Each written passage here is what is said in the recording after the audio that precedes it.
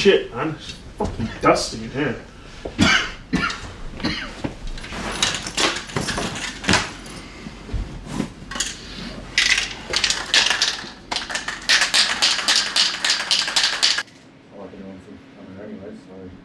Yes.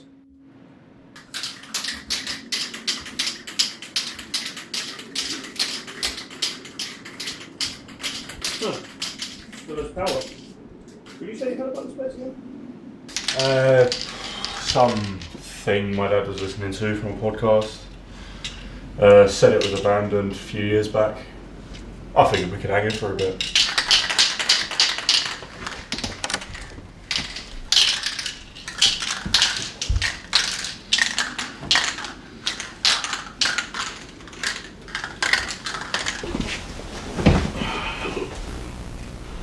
Oh, what? This shit works. I'm surprised it hasn't been stolen by some crackheads or something. That's the fun hunting.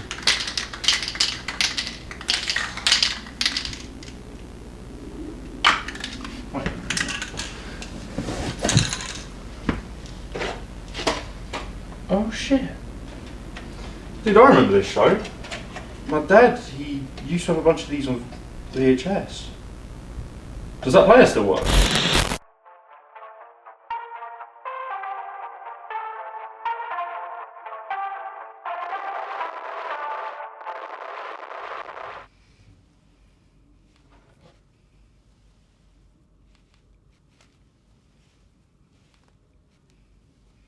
Hey, Miss Maple's making cookies and said we could lick the bowl. And we have to share it, so hurry up. Thank you, but I can't get out. The loud banging noise will get me. Fine, more for me then, you big babe.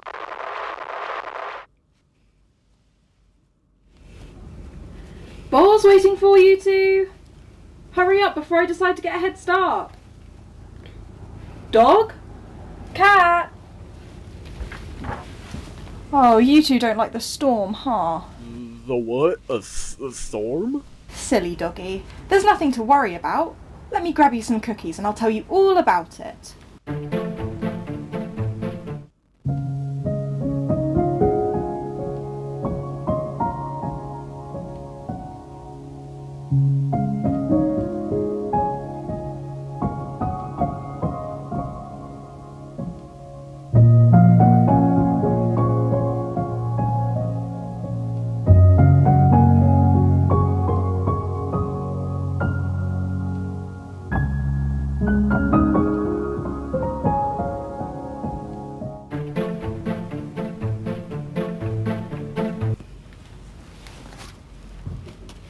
Huh?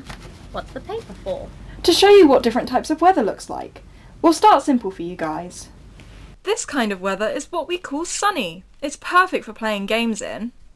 It's making me want my ball. Playing fetch in this kind of weather is very fun, but even on nice days like these, you have to be careful as the sun can burn you. It's why we always put on sun cream and sunglasses. I'd rather stay inside and not get burned at all. Fetch is dumb anyway. Hey! Don't be grouchy, cat. If you really want to stay inside, this kind of weather is the best.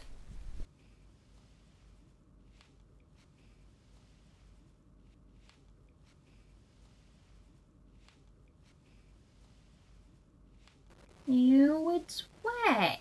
Yes, this is rain. The clouds in the sky take the water from the ocean and rain it back onto us. It helps the plants around us grow, and is very good weather to stay inside and read a book. But what if we want to go outside? If you do, make sure to wear a big coat and carry an umbrella. Otherwise, you might get ill. Cold. When rain gets cold enough, it freezes and becomes snow. And don't worry, dog. If you wear a hat and gloves, it won't be so bad. When you wear gloves, you can even build a snowman.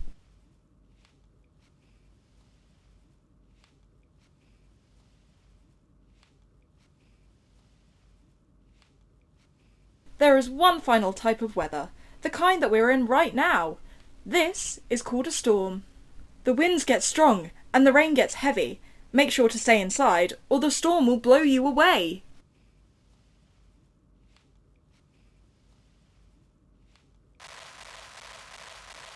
See? You're nice and safe in here. Thank you, Miss Maple. We're safe in here.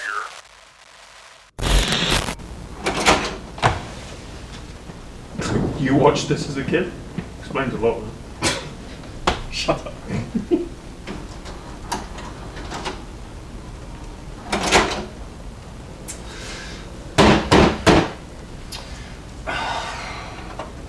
Mate, that clearly ain't working.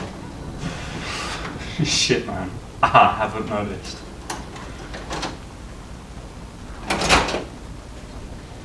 Dude, just take it out and put a DVD on, man. It's not like we leave out in the storm anyways. Sounds pretty bad out there.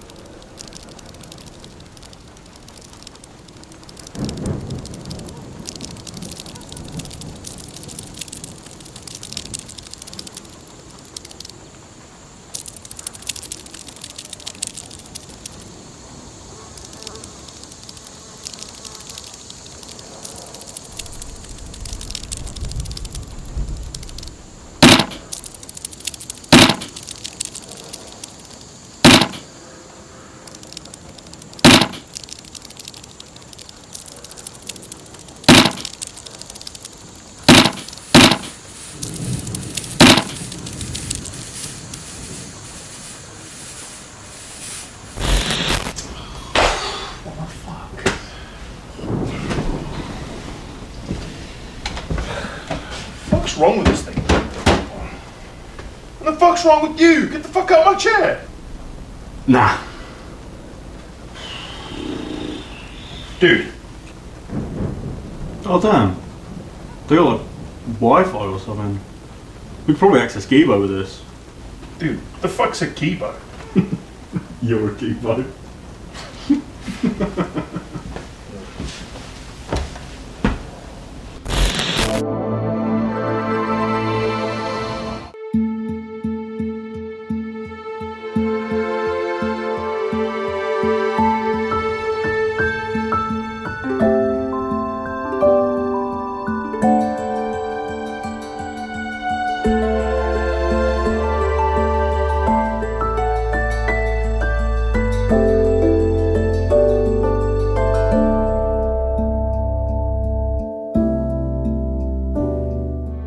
hey there, glad you could join me, Danny Griebel, on our exploration today. As you can see, I'm currently on the streets in which our subject lived, filled with friendly neighbours and a warm community. But only a short walk away was his Doomsday bunker. There's no point in me talking about him, so we took to interview some of his family and friends from the area, to see what kind of person he was, and what could have possibly caused him to disappear. Well, of course I knew him. Never saw hide nor hair of the guy. He's more fairy tale than man. Anyone who had a problem with him? Not really. Disagree with his antisocial behaviour? Yeah. Making him disappear? No. We only really spoke online. Even then, I'd just get random late night rants about how technology was out to get him and how things would randomly uninstall from his phone when he went outside. Oh, yeah, he did always go on about something following him. Never on our calls though, only through letters. Apparently he'd bribed the postman to take them to the post office himself instead of going outside. I never got a clear description though, only this sketch.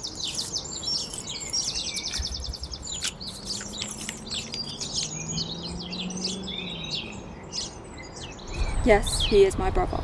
I don't know why he didn't go out. I haven't spoken to him since he stopped going to those cryptid meetups. Yes, we have those clubs here. They're full of conspiracy theorists who filled my brother's head with stupid shit and probably made him run off into the fucking forest.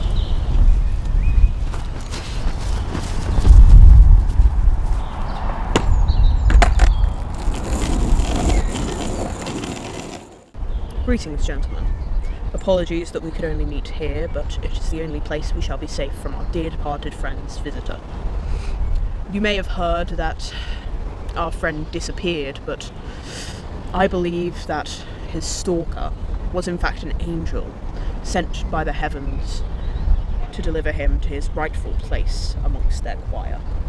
It sounds preposterous, I know, but if you had only seen what he and I had seen, you too would understand. Their forms make feeble human minds collapse and fold in upon themselves, hence them being hidden within the shadows and the storms. On the night he left, I received a vision, triumphant bells and a choir reaching out across the sky, telling me that he had come to his place in the heavens. Oh, gentlemen, if you had only seen what I have seen, been where I have been! And I only hope that the angelic forms have mercy on your rotting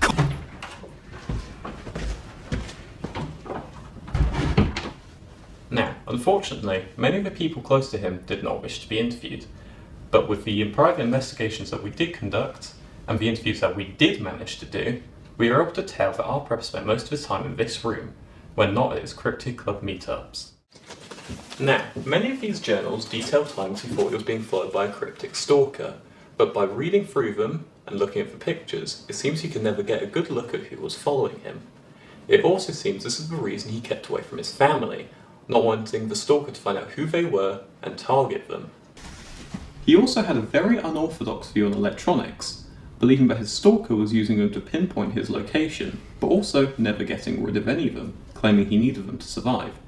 Many of the Cryptid Club shared this idea, believing that the vibrations from the electronics purified their souls, making them visible to their angels.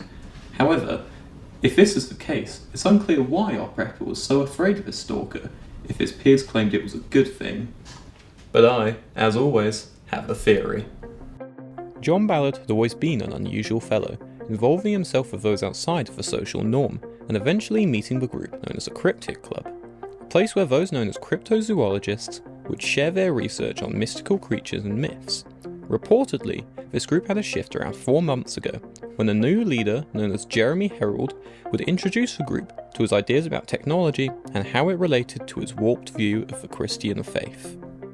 It would seem that the hermit would adopt these views, even overriding his opinion on technology for fear of dying without it. One day, he would notice himself being stalked by a mysterious figure when outside, leading him to lock himself away in his bunker, aside from when he was with the club. When Jeremy found out about the stalker, he became obsessed with the idea that he was being tailed by one of their angels, and that it was proof of their faith. Becoming scared by this idea, Ballard would stop attending the club. But the stalker would not let up. following him when he went out for provisions until that fateful night, where a storm muffled any violence that could have occurred.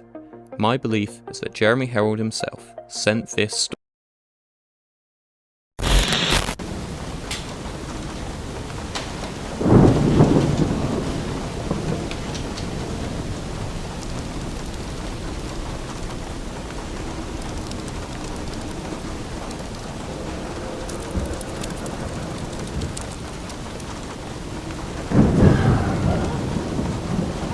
Storm's pretty bad out there. How long do you think power will be out for? Don't know. Maybe this place has some kind of generator. If it does though, it'll be outside. Yo, I ain't got any signal. You got any? Yeah, I got some. Why? If something goes off. The stuff that these tapes and that just covered are the exact same things that were mentioned in the podcast my dad watched. Oh yeah? What was it called? That's a Mythos, I think. That Refuge channel? I don't know. My dad would think of those voices.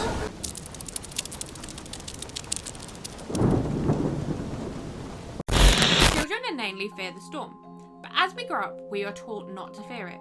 This is one of the biggest lies told in society, and the government knows it. Welcome back to the Mockingjay Conspiracy channel, where we delve into conspiracy and determine if it is fact or fiction. Before we delve into the monster mythos though, a moment from our sponsor. So what is the monster mythos, and why did I begin by talking about storms? Well, it is widely believed that a monster hides up in the atmosphere. Using weather cells as a cover, a living storm lurks above, waiting to descend upon unknowing prey. This storm entity can be traced back to 1871, where notes in an explorer's log list the following. Day 3. My shelter holds, but the storm rages on. Will God's anger never yield? I watch through my small window and observe my fellow man. Some wander aimlessly, some lay about lazily, and others have been collected by the angel of death. God must truly be enraged, as an insect plague now descends upon my men. This was the final entry into this book, and historical records show that the town was discovered abandoned with no signs of life. The shelters had many small puncture holes in them. This is similar to a case from approximately 80 years ago. As you can see, small holes were punctured through not just wood, but stone as well. The glass is broken too. However, there is no record of this in the official files, so it is safe to assume that this has been done after, likely by local teams. Now this links to my overarching theory that I will get into at the end. The next thing I want to mention is the Plushy Plays controversy. Initially presented to the public as a simple children's entertainment company in the 80s, the now defunct business was exposed for its governmental ties. Many episodes were found to have subliminal messages, and later seasons were pulled from the many channels due to the more radical takes the cat character was presenting. One episode stands out though. Whilst I couldn't find a physical copy of it, there are many accounts online of people who remember viewing it as children that line up. The episode was about the weather. It was pulled from the air shortly after releasing when an influx of calls and complaints flooded the Plushy Plays phone lines. Parents were reporting that their children, after watching the show, could see a figure watching them from the storm. There's even photographic evidence of its existence. This isn't the only media that has disappeared in the recent years though. The short film Skitter, released on DVD in the early 2000s, has seemingly vanished too. I have managed to find several poor quality images from the film, along with a blog post claiming to be from one of the creators, which reads as follows. When exploring, we found a bag with a notebook in it among some tree roots. It seemed to be made by someone who was an insect enthusiast and had 3 common designs of the insects. But one page took us by surprise. All that was written was, "The storm steals the mind and memories. The swarm lets it in. The stalker then feeds." And that was the last entry. We were not sure what to do with it, so as film students, we made a film. Here are some pictures of the bugs though. I think they're pretty neat. The final bit of evidence before I present the monster mythos in full is that of the Cryptid Club. Although they've become a bit more cultish in recent years, their roots are founded in researched accounts of someone they believe to be an angel, who approaches people in the storms to take them to heaven. The last known sighting of this angel is John Ballard, who, as of 2024, has officially been listed as missing. With all this in mind, I want to present to you the monster Mythos. It consists of 3 entities that work in a symbiotic relationship to act as the only remaining predator to humanity and erase almost all evidence of their existence. First, the storm seems to be something of a host. Many people have mentioned it has a draining effect on memory. I would like to argue that it isn't just humans it impacts though, as many digital media surrounding the storm has also vanished. The only thing it can't seem to erase is physical evidence, such as writing in a notebook. Second, the stalker is the most mysterious with only 1 image.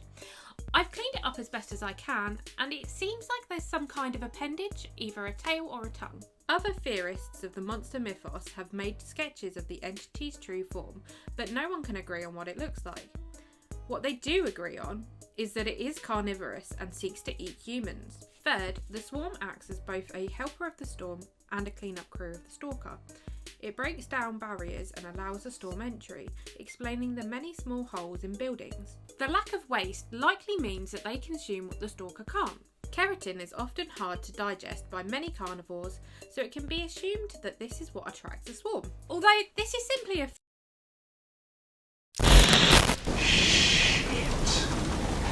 Yo, Caleb. The bugs out here, man. They kind of look like the ones from the Notepad in that video. And from the DVD, come to think of it.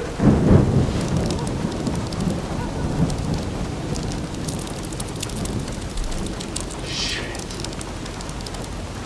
Yo. Caleb, man. Is that a dude by the tree line?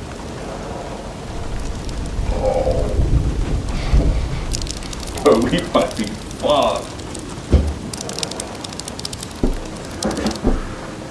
What's this stuff made of again? Concrete? You use something to board up the windows and stop the bugs from getting in. With what? There's nothing in here that they won't be able to eat with.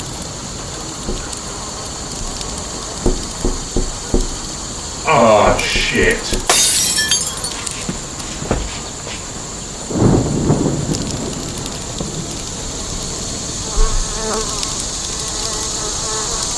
Hey, look out there. Someone out there.